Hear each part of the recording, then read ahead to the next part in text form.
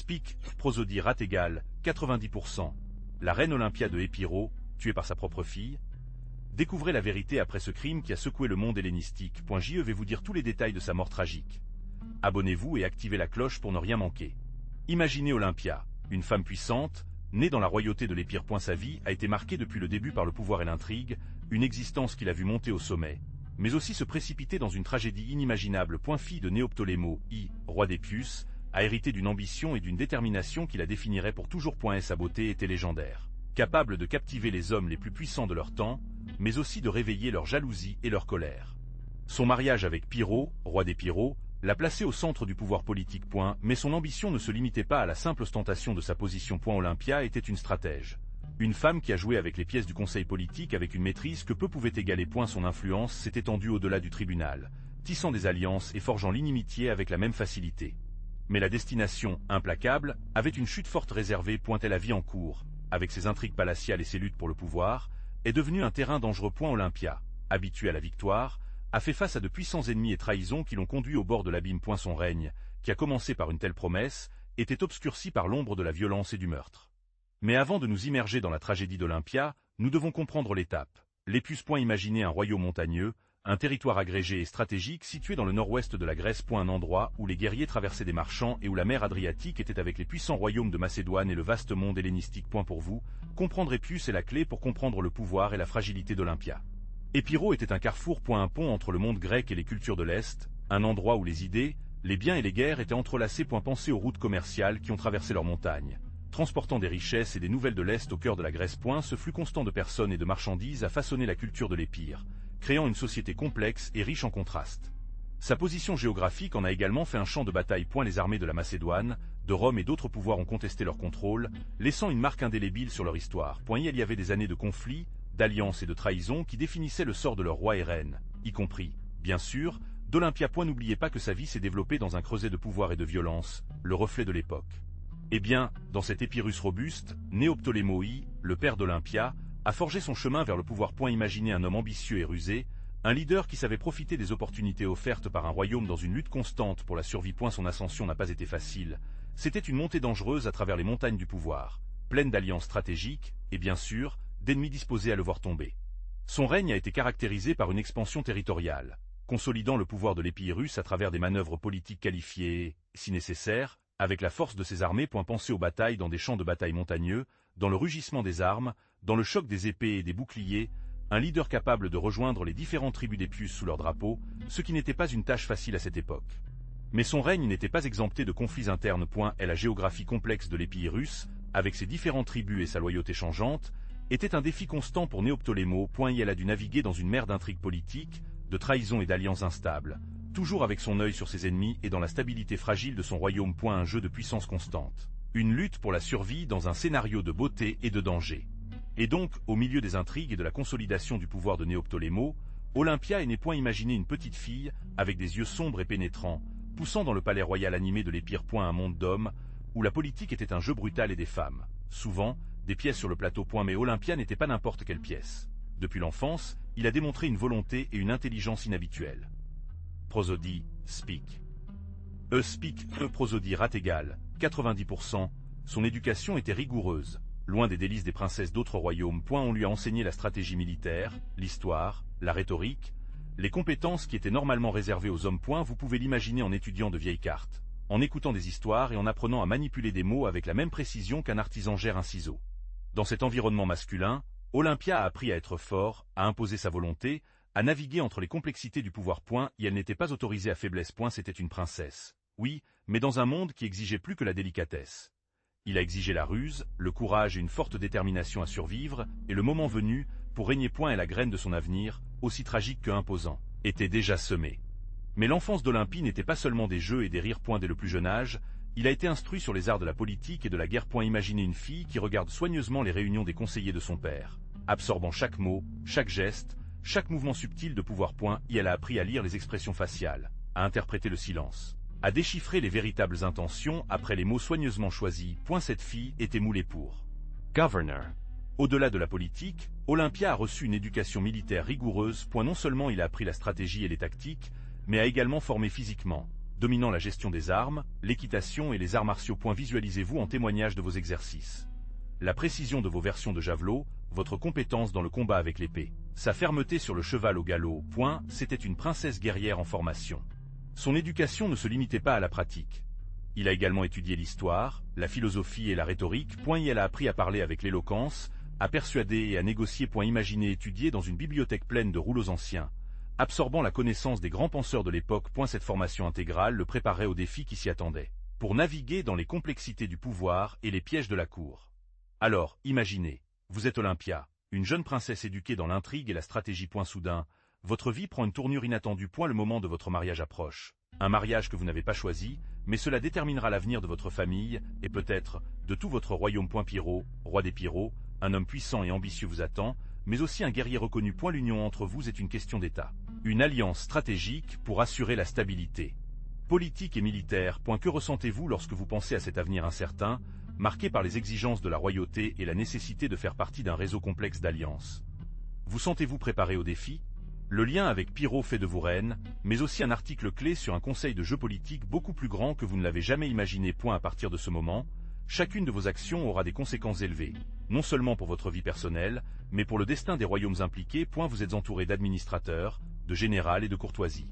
Le tout avec leurs propres programmes et ambitions. Vous devez apprendre à naviguer dans ce monde complexe, plein de complots, de trahisons et de changements d'alliance. Êtes-vous prête à assumer le poids de la couronne et les responsabilités qu'elle implique?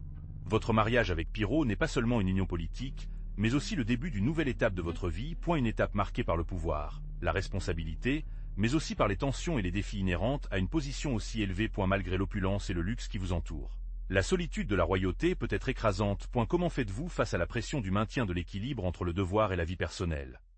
Comment vous adaptez-vous à ce nouveau rôle, si différent de la vie que vous avez rencontrée avant? Ce n'était pas un amour romantique qui était clair. Pour vous, Olympia, c'était une alliance stratégique. Pyro, le roi de l'Épirus, représentait le pouvoir, une formidable armée et la possibilité d'assurer l'avenir de votre famille. Son royaume, bien que petit, était stratégique, un élément clé du conseil politique de l'époque. Votre mariage avec lui était un jeu de maître, un pari risqué mais nécessaire. Prosodie. Speak. Prosodie rate égale 90%. Le mariage vous a donné accès aux ressources et au pouvoir militaire. Quelque chose de crucial pour votre ambition et pour protéger vos intérêts dans le monde complexe de la politique grecque. Pyro, en revanche, a vu en vous la possibilité de consolider son pouvoir et d'étendre son influence. Ce n'était pas un conte de fées, mais une transaction froide. Un pacte scellé avec le sang des alliances politiques et le désir de domination. Vous avez imaginé l'avenir. Une alliance solide, capable de résister à l'assaut de vos ennemis. Mais que se passerait-il si l'ambition de Pyro ou la vôtre, si forte, est entrée en collision? Un mariage basé sur le pragmatisme et la stratégie pourrait-il survivre aux pressions et aux trahisons du tribunal? Votre destin, comme Pyro, était lié à ce jeu dangereux. Le trône, le pouvoir, la survie, tout dépendait de ce mariage. Mais cette union politique avait un objectif crucial. Un héritier. Était donc, après le mariage, le moment long est arrivé. Olympia a donné naissance à Alejandro II, un enfant qui représentait l'espoir d'une dynastie unie et puissante. Sa naissance a été un événement tenu avec une grande pompe dans le royaume d'Épius, un signe de la consolidation du pouvoir d'Olympia et de Pyro. Pour vous, ce petit héritier était plus qu'un enfant. C'était la pièce clé de votre jeu de puissance complexe. Héritier légitime du trône d'Épirus, l'enfant a garanti la continuité de l'alliance et la perpétuation de l'héritage de Pyro. Sa survie était essentielle, vitale pour vos ambitions. Mais la naissance d'Alejandro II signifiait non seulement la stabilité politique, mais elle représentait également un défi. Votre position de reine, déjà précaire par la nature de votre relation avec Pyro, est devenue encore plus vulnérable. Vous avez dû protéger votre enfant, non seulement des menaces externes, mais aussi des intrigues possibles du tribunal. Mais Olympia ne s'est pas contentée du simple rôle de la reine. Son ambition a débordé les limites du tribunal. Elle aspirait à un vrai pouvoir. Pas seulement le titre. Et elle a vu dans son fils, Alejandro, l'outil parfait pour atteindre ses objectifs, un roi manipulé à volonté, une marionnette entre ses mains habiles. Pour elle, le trône n'était pas un symbole de statut, mais un instrument pour contrôler la destination de l'Épirus. Et peut-être, beaucoup plus loin. Son influence devant le tribunal était évidente. Vous vous rendrez compte de la façon dont ses conseils, souvent déguisés en préoccupations maternelles, ont modelé les décisions de son mari, le roi Néoptolémo. Elle a tissé un réseau d'alliances et de complots, cherchant toujours à renforcer sa position et celle de son fils, même si cela signifiait trahir ses propres alliés. La politique était son jeu, et elle, le joueur le plus rusé. Olympia rêvait avec un empire pour son fils, un royaume qui s'étendait au-delà des frontières de l'Épirus. Elle a vu non seulement un roi, Alejandro, mais un conquérant, un leader qui hériterait de son ambition et de sa recherche implacable de pouvoir. Pour réaliser ce rêve, j'étais disposé à n'importe quoi, même à la violence et à la trahison. L'ambition d'Olympia était aussi grande que sa détermination.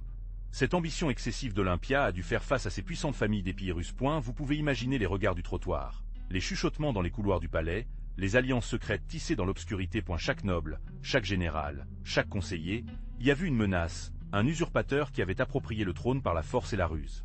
Les rivalités entre les grandes maisons nobles étaient aussi anciennes que le royaume lui-même. Vous comprendrez que ces familles, avec leur vaste réseau d'influence et leur loyauté changeante, ont vu l'intrusion d'Olympia dans leurs affaires. Elle, un étranger, était arrivé pour arracher la puissance et le prestige qu'ils avaient appréciés pendant les générations. Les complots ont été tissés dans l'ombre. Ils ont parlé d'alliances secrètes avec les royaumes voisins, prévoient de renverser Olympia et de restaurer l'ancien ordre. Chaque rencontre dans le palais, chaque conversation apparemment innocente pourrait cacher une trahison, un complot pour mettre fin à la reine et à son règne. L'atmosphère a été chargée de tension, de peur et de certitude que le sang débordera bientôt. Mais qui aspirait exactement à leur chute? Imaginez les nobles occasions, des clans puissants avec des siècles de tradition, voyant comment une femme, un étranger, a augmenté de pouvoir. Ses privilèges, ses terres, ses influences, tout a été menacé par l'ambition implacable d'Olympia. Ils y ont vu une usurpation, un affront à leur héritage. Prosodie, speak. Speak, prosodie rate égale 90%. Ensuite, il y avait leurs propres parents, ceux qui ont vu un rival, une menace pour leur propre ascension. Cousins, oncles, frères, tous avec leurs propres ambitions et disposés à utiliser tous les moyens pour atteindre le pouvoir. Pour eux, l'élimination d'Olympia était une nécessité, un pas en route vers le haut. Et nous ne pouvons pas oublier ceux qui avaient été victimes de leur ambition implacable. Les ennemis politiques, les rivaux vaincus, ceux dont les familles avaient été dépossédées ou humiliées par leur mandat. Ils ont tous gardé du ressentiment, aspirant à se venger et ont patiemment attendu le bon moment pour agir. Pour eux, la mort d'Olympia n'était pas seulement un désir, mais un besoin de justice. Rappelez-vous de Métrio Poliorcète, le roi ambitieux de Macédoine. À eu début, cela semblait un allié précieux pour Olympia, un puissant bouclier contre ses ennemis. Mais son aide est venue avec un prix. Son influence a augmenté avec chaque victoire militaire qu'il a obtenue au nom d'Olympia, et ses conseillers s'approchaient de plus en plus de la cour royale, chuchotant à l'oreille de la reine. Son armée, initialement un renforcement, est devenue une présence constante à Épiro. Des soldats macédoniens, avec leur discipline en fer et leur arrogance, ont traversé les rues, imposant leur testament. Et la dépendance croissante d'Olympia de Démétrio a fait d'elle une marionnette entre ses mains habiles. Les nobles occasions, déjà du ressentiment envers leur gouvernement, ont vu l'influence de la Macédoine dans la peur croissante. Démétrio contrôlait non seulement l'armée, mais aussi les ressources et les décisions politiques, laissant Olympia relégué à une figure décorative. Son ambition déborda et il s'approcha dangereuse du trône.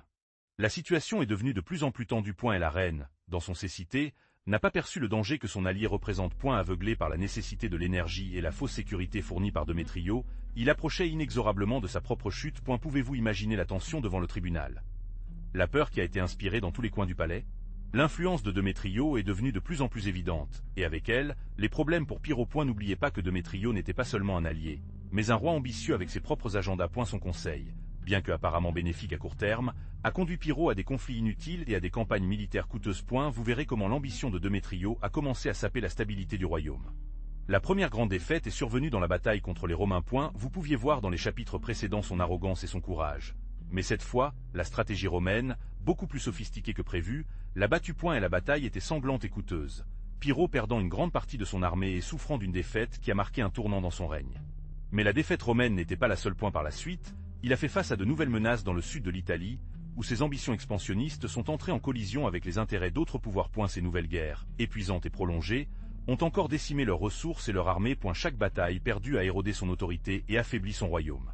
La nouvelle de la mort de Pyrrho dans la bataille contre les Romains vous est venue comme un coup. Et sa mort, un saké inattendu, a radicalement changé le plateau de jeu. D'un moment à un autre, l'alliance solide qui vous avait gardé au pouvoir était stupéfiante, laissant votre royaume vulnérable et vous, exposé. L'influence de Démétrio, anciennement contenue par la main ferme de votre père, s'est développée sans contrôle. Leurs ambitions, jusque-là subtiles, sont devenues une menace ouverte, un danger qui s'est penché sur votre couronne et votre vie. Vous étiez seul, sans la protection du roi et entouré d'ennemis cachés. La mort de Pyrrho signifiait non seulement la perte d'un allié puissant, mais aussi l'effondrement de votre système de soutien. Les nobles, auparavant fidèles à votre père, doutaient maintenant, à la recherche de nouveaux dirigeants pour jurer la fidélité. Votre position est devenue de plus en plus précaire, un château de cartes sur le point de s'effondrer avant la moindre brise. Après la mort de Pyrrho, son fils Alejandro II, juste un adolescent, a hérité du trône d'Épirus. Imaginez la scène. Un jeune homme, inexpérimenté dans l'art de la guerre et de la politique, soudain, en charge d'un royaume en guerre. Le poids de la couronne, trop lourd pour ses épaules encore jeunes, est tombé sur lui. Et sa mère, Olympia, une femme puissante et ambitieuse, est devenue son régent. Prosodie, speak. Prosodie rate égale 90%. Olympia, veuve du roi Pyrrho, n'était pas une figure passive. C'était une femme avec une forte personnalité. Habituée à manœuvrer dans la politique complexe de l'époque. Son influence sur son fils, bien que parfois controversée, était indéniable. Elle était son conseillère, son guide, et dans de nombreux cas, la véritable force derrière le trône. Sous la tutelle de sa mère, Alejandro II a appris les complexités gouvernementales. Bien que sa jeunesse et son manque d'expérience ont limité ses décisions. Olympia a géré la plupart des affaires du royaume, tandis que le jeune roi a appris à faire face aux pressions de la cour et aux menaces externes. C'était un apprentissage forcé, au milieu d'une époque turbulente. Mais Alejandro n'était qu'un enfant, et le poids du royaume est tombé sur les épaules d'Olympia. Sa mère, elle, une femme forte et ambitieuse, est devenue la régente, régissant le nom de son fils. Imaginez la scène.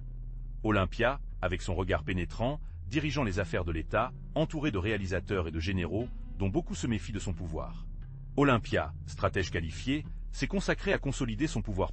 Et elle a non seulement dû gouverner un royaume, mais aussi naviguer dans les eaux perfides de la politique d'Épirota, pleine d'intrigues et d'ambition. Imaginez-vous la pression du maintien du contrôle tout en faisant face à l'opposition de nobles puissants qui aspiraient à le trône pour eux-mêmes. Son gouvernement, bien que réussi initialement, a été marqué par la cruauté et l'élimination impitoyable de ses ennemis. Beaucoup de nobles qui se sont opposés à leur règne ont mystérieusement disparu ou ont été exécutés après des accusations peu claires. L'ombre de la violence et de l'intrigue planait sur le royaume. Malgré les difficultés, Olympia a réussi à maintenir la stabilité relative de l'Épirus pendant les années de régence. Sa forte volonté et son politique astucieux lui ont permis de surmonter les menaces de son pouvoir, au moins pendant un certain temps. Mais la graine de la discorde était déjà semée, et les conséquences de ses actions se manifesteraient d'une manière terriblement inattendue. Mais la paix dans le royaume était éphémère. Démétrio Poliorcète, un général puissant et ambitieux, est devenu une menace croissante pour Olympia. Son influence devant le tribunal de la Macédoine augmentait et ses actions, de plus en plus audacieuses, ont ouvertement contesté l'autorité du régent. Vous pouvez imaginer la tension dans l'air, palpable comme une tempête sur le point d'exploser. Olympia, habituée au pouvoir absolu, a vu à Démétrio une menace non seulement pour sa position, mais aussi à la sécurité de son fils, Alejandro. Ses peurs étaient justifiées. Démétrio, avec ses ambitions excessives, était en secret, cherchant un moyen de consolider son pouvoir et peut-être même d'arracher le trône d'un jeune Alexandre même sans expérience de politique. Le conflit entre eux ne se limitait pas à de simples désaccords politiques. Il y avait une profonde méfiance personnelle. Olympia, avec son caractère impétueux et son histoire de cruauté, a vu à Démétrio une menace pour la stabilité du royaume, tandis que Démétrio, quant à lui, a vu à Olympia un obstacle à ses ambitions. Et la tension entre les deux était infusible sur le point d'allumer une guerre civile. Son pouvoir croissant inquiète Olympia. Vous avez vu à quel point Démétrio a tissé un réseau d'alliances secrètes, de directeurs de poudre et de généraux pour affaiblir votre position. Et la loyauté du tribunal à HCC, avec des chuchotements de complot remplaçant les conversations ouvertes. Vous saviez que Démétrio aspirait au trône, et son ambition ne connaissait pas les limites. La conspiration se préparait lentement, comme un serpent curling au cœur du royaume. Démétrio, avec une maîtrise de la manipulation politique, semenait la discorde, utilisant les informations qu'il a obtenues de vos propres administrateurs pour saper votre autorité. Vous vous êtes senti de plus en plus isolé, entouré d'ennemis déguisés en amis. La trahison est venue de façon inattendue. Un conseiller proche, que vous pensiez fidèle, a révélé vos plans et mouvements à Démétrio. Cet acte de trahison a provoqué un changement soudain de l'équilibre des pouvoirs, donnant à Démétrio l'avantage dont il avait besoin pour réaliser son plan. Votre propre cour était devenu un nid de serpents, prêt à vous donner la fente finale.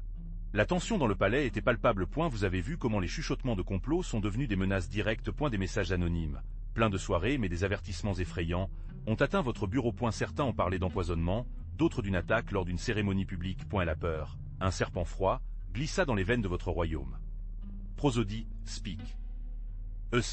Prosodie rate égale 90%. Démétrio, avec son influence croissante, était la figure centrale de tous les soupçons. Bien qu'il n'y ait pas de preuves directes, son ambition était une épée à double édition, une épée qui vous accrochait la tête. Chaque rencontre avec lui est devenue un jeu mortel de regard et de silence, où un mot mal prononcé pourrait être votre condamnation à mort. Vos gardes du corps, autrefois fidèles, semblaient maintenant distraits, leur regard hésitant, leurs mouvements lents et maladroits. Et la loyauté était devenue un luxe que vous ne pouviez plus vous permettre. Chaque ombre dans le palais semblait cacher un ennemi. Chaque chuchotement un complot pour mettre fin à votre règne, avec votre vie elle-même. La paranoïa vous a consommé. Ensuite, l'accusation est arrivée. Ils vous ont accusé d'empoisonnement. Vous, Olympia, la puissante reine. Et la mort d'un noble, un ennemi peut-être, mais un ennemi qui vous a maintenant montré le doigt de la tombe. Les rumeurs, avant un murmure, étaient maintenant un tonnerre grondant dans les oreilles de tout le monde. Avez-vous commandé le meurtre? Avez-vous utilisé un poison subtil pour faire taire vos détracteurs? Le tribunal a été divisé. Certains vous considéraient comme une victime d'un complot. Une femme puissante menacée par ceux qui avaient envie de votre chute. D'autres, aveuglés par la peur ou l'ambition, vous ont souligné comme un meurtrier impitoyable, capable de toute atrocité pour maintenir le pouvoir. Les tests étaient rares, la preuve circonstancielle. Qui vous avait trahi? Qui avait réchauffé ce complot contre vous? Le poison, disent-ils, était imperceptible, silencieux. Une mort lente et subtile, sans laisser de traces apparentes. Mais vous, êtes-vous capable d'une telle cruauté? Ou étiez-vous vraiment le barrage d'une chasse impitoyable? La vérité a été cachée après une couche d'intrigue, de mensonges et d'ambition, un voile qui a assombri la route vers la justice. Votre destin, suspendu à un fil, aussi fragile que la vie elle-même.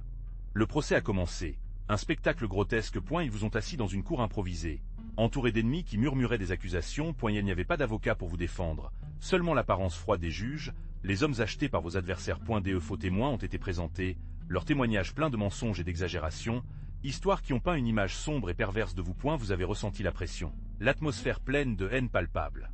Les tests étaient faibles, manipulés avec une méchanceté évidente. Vous étiez accusé de rumeurs, sur les potins du palais, dans la parole de ceux qui vous détestaient. Il n'y avait aucune possibilité de réfuter les accusations, ni de présenter votre propre défense. Le processus a été truqué dès le début, une farce conçue pour vous condamner quelle que soit la vérité. L'injustice était flagrante. Vous, la reine, avez été jugée non pas par la loi, mais par le caprice de vos ennemis. Ces mensonges sont devenus une vérité irréfutable dans cette cour corrompue. Et la manipulation était évidente. Chaque témoin, chaque test, soigneusement orchestré pour assurer votre condamnation. Le destin était déjà écrit, scellé par l'ambition et la haine. Le silence est tombé sur la pièce après avoir lu la phrase « et la mort ». Le mot a résonné dans vos oreilles, froid et définitif. Il n'y avait aucune supplication qui pourrait changer le cours de la justice, ou plutôt de l'injustice qui vous a caché. Le regard des juges, impassible, vous a jugé sans pitié. Vous avez ressenti la pression de la foule, un mélange de haine et de curiosité qui vous a enveloppé comme un linceul. Ils vous ont emmené dans une cellule froide et humide, où l'obscurité s'est cachée. Le temps est tiré. Chaque seconde est devenue une éternité. Vous avez pensé à votre vie, dans les victoires, dans les défaites, dans la trahison de votre propre fille. L'amertume mélangée à la peur, un cocktail mortel qui vous a corrodé à l'intérieur. Vous saviez que vos jours étaient comptés, que la mort approchait. Le jour de votre exécution est venu avec l'aube. Ils vous ont conduit au lieu de la torture. Entouré de soldats.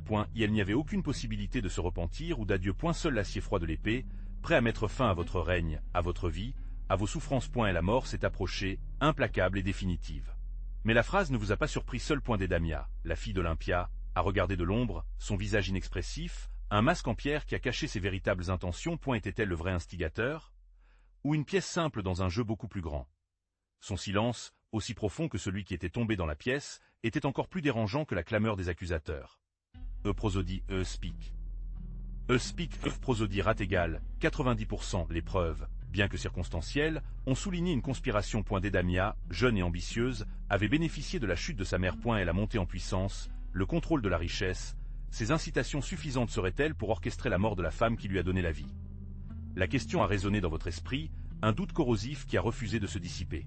Certaines rumeurs ont suggéré que Dédamia avait manipulé les preuves, sentant la discorde entre sa mère et ses ennemis. D'autres ont parlé d'un pacte secret, un accord avec ceux qui aspiraient à la fin du règne d'Olympia. Vous vous demandez, a-t-il été victime des circonstances ou un rhume et une calculatrice de la tragédie qui s'était déchaînée?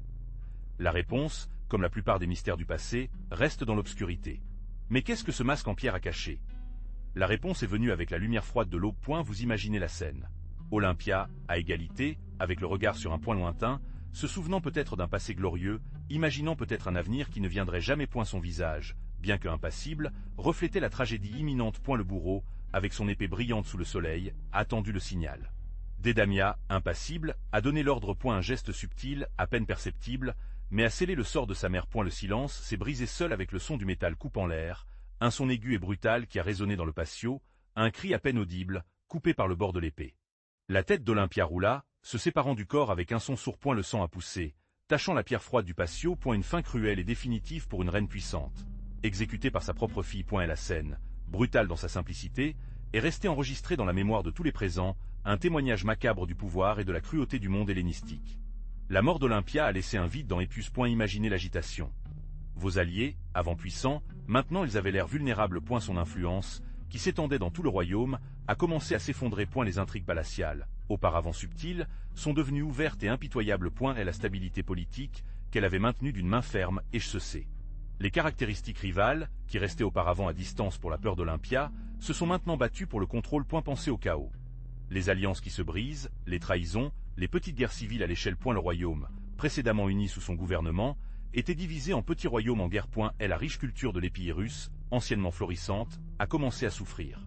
Les conséquences pour la population étaient dévastatrices. L'économie, autrefois, s'est effondrée. Le commerce a diminué, l'agriculture a souffert et les gens ordinaires ont souffert de faim et de misère. L'héritage d'Olympia, une reine puissante et controversée, est devenu un triste souvenir d'une période de stabilité qui a été perdue pour toujours. Et sa mort a marqué le principe d'un long et sombre pour Épius.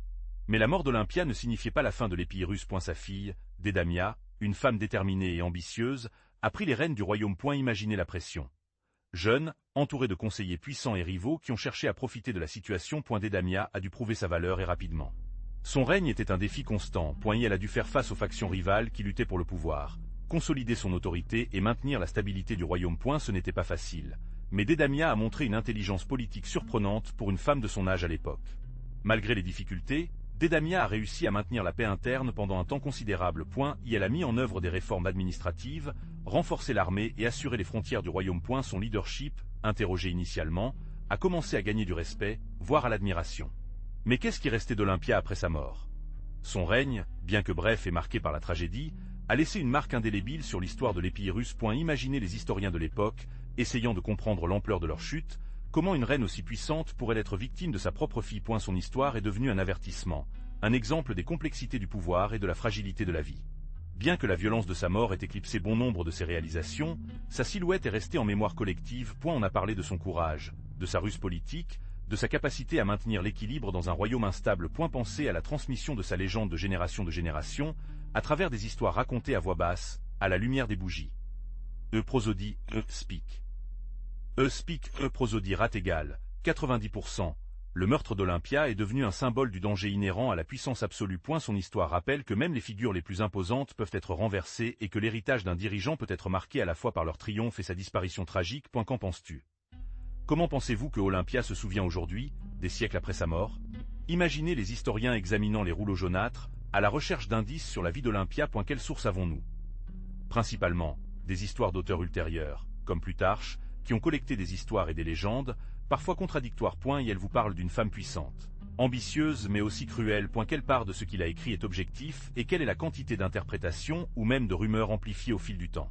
La mort d'Olympia, ce crime atroce aux mains de sa propre fille, est enveloppé dans un voile de mystère. Les sources ne correspondent pas aux détails. Était-ce une exécution froide et calculée, ou un acte impulsif au milieu d'une lutte de pouvoir? Chaque histoire offre une version légèrement différente, laissant au lecteur plus de questions que de réponses. Vous vous demandez, comment séparer la vérité de la fiction dans ce puzzle historique?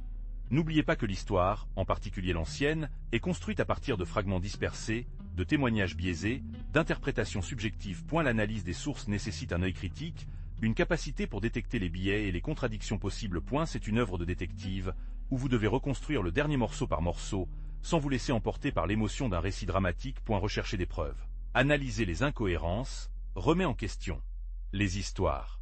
Mais qui était vraiment Olympia?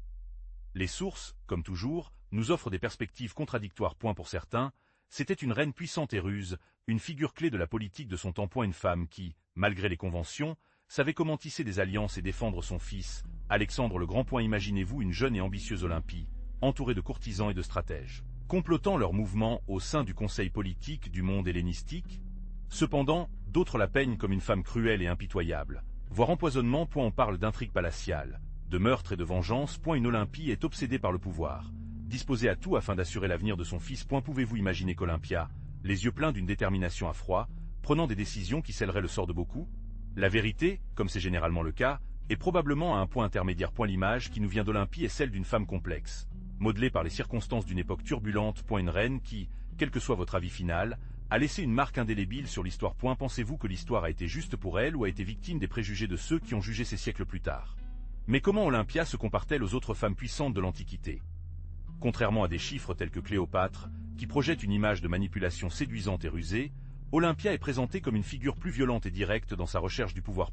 Alors que Cléopâtre a utilisé son charme pour tisser des alliances, Olympia n'a pas hésité à recourir à l'intrigue, et enfin, au meurtre pour assurer sa position et celle de son fils. Si nous le comparons avec des femmes comme Lysandra, les Spartanas, nous voyons une différence dans leur méthode. Lysandra, bien que également politiquement actif, a été gérée avec une plus grande subtilité et diplomatie. Alors que Lysandra cherchait à consolider son pouvoir par le biais de stratégies politiques astucieuses, Olympia s'est tournée vers l'élimination physique de ses adversaires. Ce sont deux approches radicalement différentes pour atteindre le pouvoir. Même en le comparant avec d'autres reines qui ont commis des actes violents, la brutalité d'Olympia se démarque. Alors que d'autres femmes puissantes ont eu recours à l'élimination des rivaux politiques à travers des intrigues palatiales ou des empoisonnements plus discrets, la décapitation de leur propre fille représente un acte de violence extrême, qui la place dans un endroit unique, et peut-être sinistre, dans l'histoire des femmes au pouvoir dans les temps anciens. Prosodie, Speak.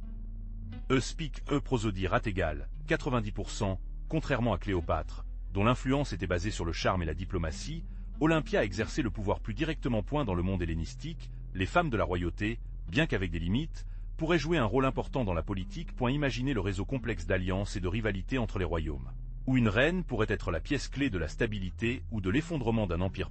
Son influence s'est étendue par le mariage, l'éducation de ses enfants et, dans certains cas, la prise de décisions politiques directes.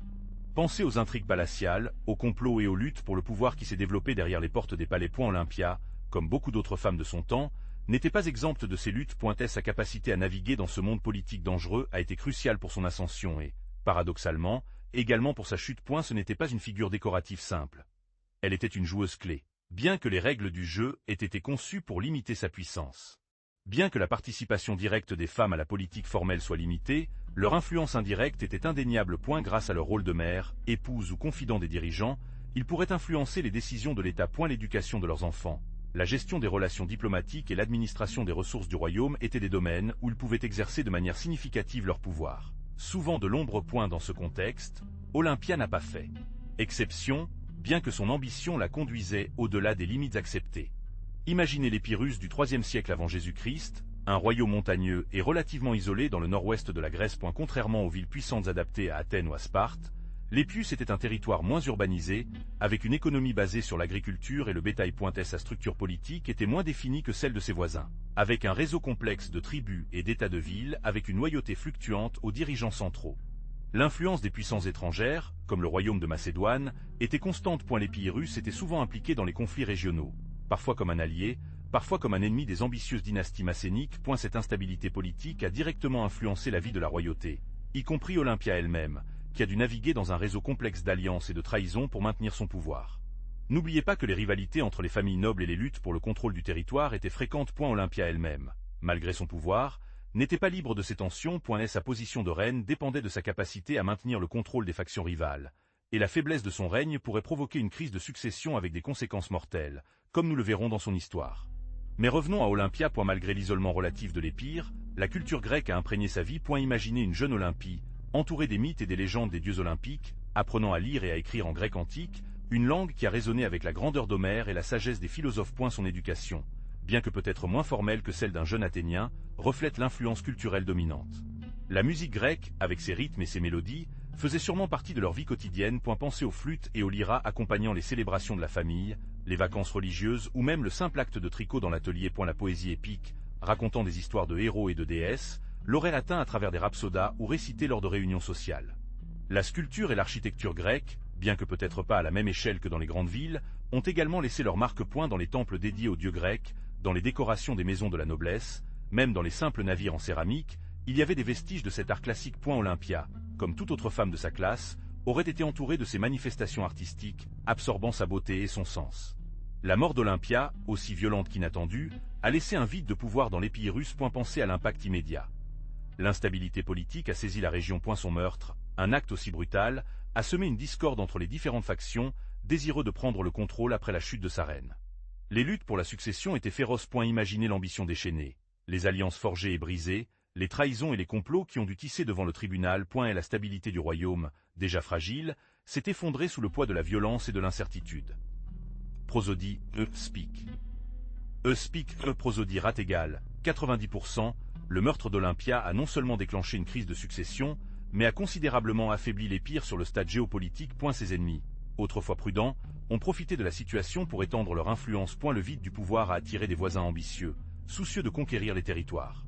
L'héritage d'Olympia, tronqué si brutalement, a laissé une marque profonde dans l'histoire de l'Épirus. Sa mort est devenue un symbole de la fragilité du pouvoir et des conséquences dévastatrices d'une ambition excessive. L'instabilité politique qui a suivi son meurtre a marqué le sort du royaume pendant des années. Mais que disent les historiens modernes de ce meurtre brutal? Beaucoup indiquent une lutte pour le pouvoir. Pensez à la situation. Olympia était une reine puissante, avec des ambitions et des ennemis. Et sa mort n'était pas un simple acte de violence, mais un coup politique soigneusement planifié. Les théories abondent, mais la plupart conviennent que l'ambition et le manque de stabilité politique dans l'Épire ont joué un rôle clé. Certains historiens suggèrent même que la propre fille d'Olympia, Dédamia, aurait pu être manipulée par d'autres pour mener à bien le crime. Imaginez la pression, le poids de l'ambition et l'intrigue palatiale. Peut-être qu'elle était une pièce dans un jeu beaucoup plus grande qu'elle, un outil utilisé par les factions rivales pour éliminer une figure trop puissante. L'absence de sources contemporaines directes entrave la tâche de déterminer avec certitude qui était impliqué et quelles étaient les motivations exactes. Ce que nous savons, c'est que le meurtre d'Olympia a eu des conséquences dévastatrices pour l'Épirus, plongeant la région dans une période d'instabilité et de violence. Aujourd'hui, l'histoire d'Olympia rappelle les luttes pour le pouvoir et les intrigues qui ont marqué l'ère hellénistique. Mais qui a vraiment commandé la mort d'Olympia? Les preuves historiques sont fragmentaires, laissant de l'espace à de nombreuses interprétations. Était-ce seulement Dédamia, sa fille, conduite par une ambition excessive? Ou d'autres étaient-ils impliqués? Peut-être des personnages de la cour avec leur propre programme caché. N'oubliez pas que le pouvoir dans le monde hellénistique était un jeu dangereux, plein d'alliances instables et de trahisons implacables. Est la réponse, malheureusement, reste enveloppée dans le mystère. Et qu'en est-il de la raison exacte? La lutte pour le pouvoir est une explication plausible, mais y avait-il d'autres facteurs? Un ressentiment personnel entre mère et fille? Peut-être un complot plus large, un complot palatial qui impliquait d'autres membres de la famille royale ou un noble influent? Essayez d'imaginer le climat des intrigues et des tensions qui auraient dû exister au tribunal, où l'ambition et la survie ont été jouées quotidiennement. Enfin, comment le meurtre a-t-il eu lieu? Les détails sont rares, mais la brutalité de la loi suggère une planification minutieuse. Était-ce une attaque directe, un complot élaboré ou une exécution formelle? Les vrais gardes ont-ils participé ou seulement des personnes proches de la Déidamia? Essayez de reconstruire mentalement la scène du crime, sur la base des données historiques et de votre propre intuition. Les réponses à ces questions pourraient éclairer les véritables motivations des Martyrs. Alors, que pouvons-nous vraiment conclure sur la mort d'Olympia? La vérité, amis, est qu'elle reste enveloppée dans un voile de mystère. Les sources historiques sont contradictoires, incomplètes et souvent biaisées par les perspectives des vainqueurs. Chaque histoire ajoute une pièce de plus au puzzle. Mais l'image complète continue d'éviter. Nous ne savons peut-être jamais avec une certitude absolue qui était responsable, ou si c'était une conspiration plus complexe de ce que nous imaginons. Ce que nous savons, c'est que la vie et la mort d'Olympia étaient extraordinaires. Son ascension au pouvoir, son règne et sa chute tragique nous laissent plus de questions que de réponses. Le mystère qui entoure son meurtre a fasciné les historiens et les fans depuis des siècles, et continuera probablement de le faire pour beaucoup d'autres. C'est un rappel de la façon dont nous savons vraiment sur le passé, même sur des personnages aussi importants qu'elle. L'histoire d'Olympia est une leçon d'humilité. Il nous rappelle que le pouvoir, même dans sa forme la plus absolue, est éphémère et que les actions des puissants, voire des siècles plus tard, continuent de résonner au fil du temps. Son histoire nous invite à remettre en question les récits dominants, à chercher la vérité dans l'ombre et à comprendre que l'histoire est souvent incomplète et ouverte à de multiples interprétations. Et la mort d'Olympia est toujours une énigme, un mystère qui, peut-être, restera toujours non résolu. Et prosodie, speak. Speak, prosodie rate égale 90%. Et maintenant, nous arrivons à la partie où je vous remercie de m'avoir accompagné lors de ce voyage à travers le temps et le mystère entourant Olympia. Votre intérêt est ce qui rend ce type de recherche possible. Sans votre curiosité et votre temps, cette vidéo existerait simplement. Merci d'avoir fait partie de cette communauté, d'avoir partagé la vidéo et d'avoir laissé vos commentaires, qui sont toujours très enrichissants.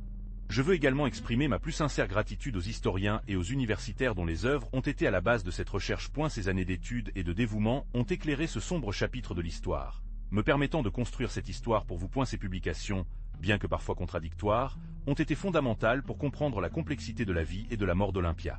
Enfin et surtout, grâce à l'équipe qui a rendu possible la création de cette vidéo. De la recherche et de l'écriture du script à l'édition et à la post-production, chaque personne a contribué son talent et son dévouement afin que vous puissiez profiter de cette histoire. Son travail acharné et sa passion sont la raison pour laquelle cette vidéo est devant vos yeux. Pour approfondir la vie d'Olympia, je vous recommande de consulter les œuvres de Plutarque, en particulier leur Vie parallèle, où vous trouverez une biographie détaillée, bien que parfois biaisée. N'oubliez pas que Plutarque a écrit des siècles après les événements. Donc son histoire est influencée par les sources disponibles à l'époque. Il recherche également des travaux académiques modernes qui analysent les sources primaires et les interprétations historiques ultérieures. Ne vous limitez pas à une seule source. Il y a plusieurs théories sur le meurtre d'Olympia. Certains indiquent un complot palatial, D'autres à l'ambition personnelle de sa fille. Étudier différents points de vue et analyser les preuves présentées par chaque auteur. N'oubliez pas que l'histoire est souvent interprétée différemment selon la perspective de l'historien. Ne vous satisferez pas avec une seule version des faits. Pour une vision plus complète, recherchez des documentaires et des vidéos qui abordent le sujet. Nombreux canaux d'histoire sur YouTube offrent des informations précieuses et visuellement attrayantes. Vous pouvez explorer les musées virtuels et les bases de données en ligne avec des artefacts de l'ère hellénistique. Il y a un monde d'informations qui attend que vous les découvrez. J'espère que vous avez apprécié cette histoire choquante. Et si vous l'avez aimé, donnez-vous comme et abonnez-vous pour plus. Que pensez-vous du sort d'Olympia? Laissez-le dans les commentaires. Prosodie et Speak.